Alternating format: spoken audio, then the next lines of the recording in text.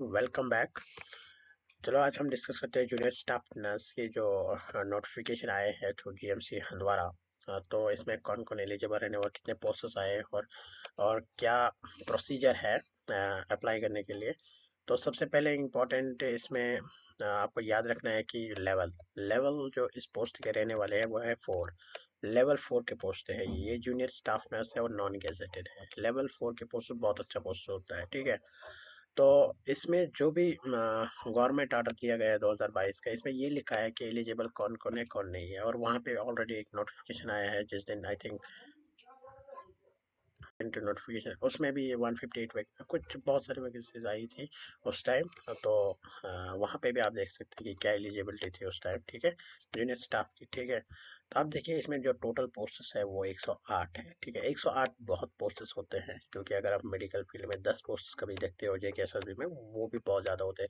But इसमें सबसे important एक चीज़ है, इसमें 1 साल पहले लिखा है। बट क्या होगा कि ये 6 साल तक बढ़ सकता है। 6 ईयर इसका लिमिट है, ठीक है। 6 ईयर तक इंशाल्लाह आपका जॉब जो है पक्का हुआ होगा, ठीक है। और इसके बाद जो इसमें कैटेगरी जो डिस्ट्रीब्यूशन ऑफ फोर्सेस है वो 43 है। OMK SC 9, ST 11, RB 11, OBC 9, ALC EWS, ठीक है। ये चीज़ है। और सबसे मेन चीज़ इसमें जो है वो है एलिजिबिलिटी। एलिजिबिलिटी क्या है यहाँ पे 10+2 साइंस होना चाहिए। 10+2 साइंस मतलब फिजिक्स, केमिस्ट्री और बायोलॉजी, ठीक है। और इसके साथ आपने विद, इसमें विद लिखा है और नहीं लिखा है, विद लिखा है। विद होना चाहिए BSc नर्सिंग, PCB के बाद आपने BSc नर्सिंग की होगी या और आपने GNM किया होगा, ठीक है। ये इसकी क्राइटेरिया है एलिजिबिलिटी का। और सबसे इम्पोर्टेंट चीज़ यहाँ पे जो है एज लिमिट 63 है। और मेन चीज़ यहाँ पे है FMPHW का, FMPHW का। FMPHW जो है यहाँ पे इनका सवाल है, इनके लिए मैंने भी मेल किया है प्रिंसिपल प्रिंसिपल सर को कि यहाँ पे आप अगर जो 10+2 साइंस साइंस होता है वो डिप्लोमा के बराबर होता है, जो FMPHW होता है, कि उसके बारे में कुछ जो भी नोटिफिकेशन आ जाएगा मैं आपको बता दूँ, ठीक है। तो मैंने भी मेल किया है इसके रिगार्डिंग। फिलहाल इस यहाँ से यही पता चल रहा है एलिजिबल नहीं है, बट मैंने भी मेल किया है। लेटेस्ट ये कंफर्म करके आएंगे इंशाल्लाह। चलो चलते हैं नेक्स्ट स्टेप क्या है। सबसे इंपॉर्टेंट चीज़, इन चीज़ों पे ध्यान देना होता है। 28 से ये स्टार्ट हुआ है, 28 जनवरी। और क्लोजिंग डेट है उसका 19/2 और 19 फरवरी इसका लास्ट डेट है, ठीक है। और सबसे जो इसमें last date for hard copy submission क्या होता है कि आपको ऑफलाइन जो है डॉक्यूमेंट सबमिट करना है। और क्या क्या क्या डॉक्यूमेंट्स आपको वहाँ सबमिट करना है वो चीज़ मैं आपको बताऊँगा, ठीक है। जो टोटल फीस रहने वाले वो है 700। और मैं आपको यही बोल सकता हूँ कि ये बहुत अच्छी अपॉर्चुनिटी है आपके लिए। और selection procedure shall be considered on according of एक का इन्होंने सिलेक्शन कैसे करने हैं इन पोस्ट्स के लिए। आपके एक आप सीधे गूगल में ये दीजिए तो आपको सीधे आंसर मिल जाएगा कि क्या प्रोसीजर है, ठीक है। इन द इवेंट ऑफ अगर एप्लीकेंट ज़्यादा आएंगे तो ये लोग क्या करेंगे, ये एक MCQ लेंगे, CBT, ठीक है। वो भी CBT, large number of applicants college में कंडक्ट है written multiple choice question based test. अब ये भी पता नहीं है CBT होगा या ऑफलाइन होगा, वो भी बाद में पता ही चल जाएगा। The final merit list will be publish on the official website, ठीक है।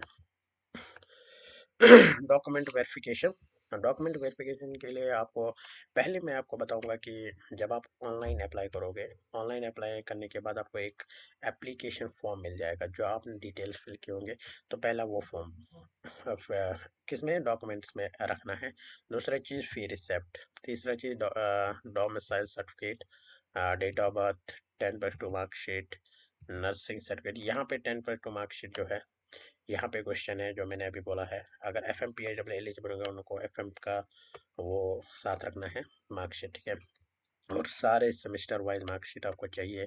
और जो JK पैरामेडिकल साइंस का जो एक रजिस्ट्रेशन आपको मिलता है JNK नर्सिंग काउंसिल से, तो वो भी आपको यहाँ पे सबमिट करना है। कैटेगरी जो भी आपकी है, आइडेंटिफाई प्रूफ जो एक होना चाहिए इन तीनों में से।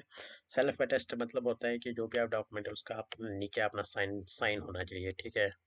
और the physical document must be completed on Feb ये आपको लास्ट डेट रहने वाला है कि इसके बाद वो कोई भी हार्ड कॉपी नहीं लेंगे। हार्ड कॉपी मतलब कि वो कोई भी आपको फिजिकली डॉक्यूमेंट फिर एक्सेप्ट नहीं करेंगे।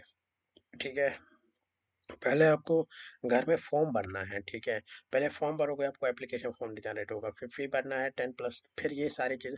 और मैं आपको सबसे इम्पोर्टेंट चीज़ यहाँ पे यही बताऊंगा कि जो भी आप ये डॉक्यूमेंट्स लोगे, ये सारे जेरॉक्स होंगे, ये सारे जेरॉक्स होंगे।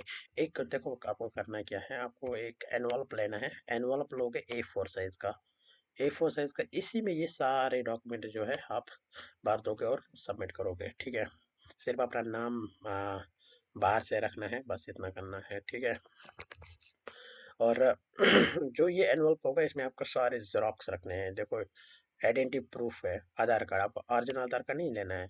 आपको क्या करना है, उसका जेरॉक्स कॉपी इसमें भरना है। ठीक है, और ये ओरिजिनल डॉक्यूमेंट्स आपको कब वेरीफाई होंगे, जब आप सिलेक्ट हो जाओगे। पहले जब आप सिलेक्ट हो जाओगे फिर आपके ये सारे डॉक्यूमेंट चेक होंगे। ठीक है, और याद रखिएगा, डेट याद रखिएगा 26। और इसमें कुछ और एडिशनल कुछ भी है नहीं।